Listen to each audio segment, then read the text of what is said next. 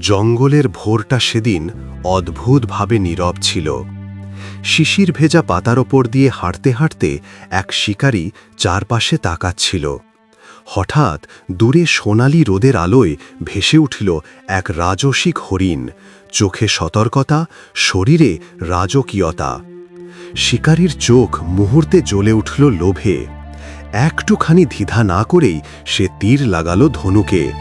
শু! তীরটি বাতাস চিরে সোজা হরিণের বুকে গিয়ে বিঁধল।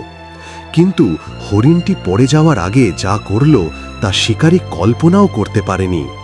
যন্ত্রণায় ছটপট করতে করতে প্রাণের শেষ শক্তিটি জড়ো করে হরিণটি সেই একই তীরটি শিকারীর দিকে আঘাত হিসাবে ঠেলে দিল। তীর শিকারীর গায়ে গেঁথে গেল। এক মুহূর্তের ব্যবধানে দুজনের শরীরই নিস্তব্ধ হয়ে গেল।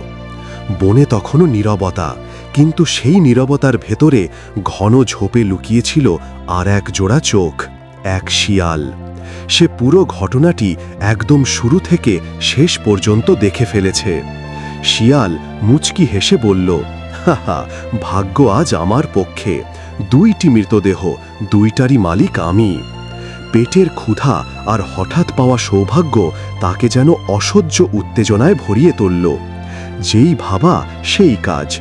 শিয়াল প্রথমেই হরিণের দিকেই ঝাঁপ দিল। মৃতদেহ দেখে কোনোভাবেই বোঝা যায়নি বিপদ এখনো লুকিয়ে আছে। হাপুস হুপুস করে খেতে খেতে হঠাৎ ঝনঝন শব্দে ধাতব কিছু তার গলার নিচে আটকে গেল। হরিণের বুকে গেঁথে থাকা তীরটির ধারালো কিনারা শিয়ালের গলায় গভীরভাবে কেটে দিল। এক নিমিষেই তার চোখের আলো নিভে গেল। সেও শিকার হলো নিজের লোভের। কেউ আঘাত করেনি, শুধু নিজের তাড়াহুড়ো আর অন্ধ লোভই তার শেষ শত্রু হয়ে দাঁড়ালো।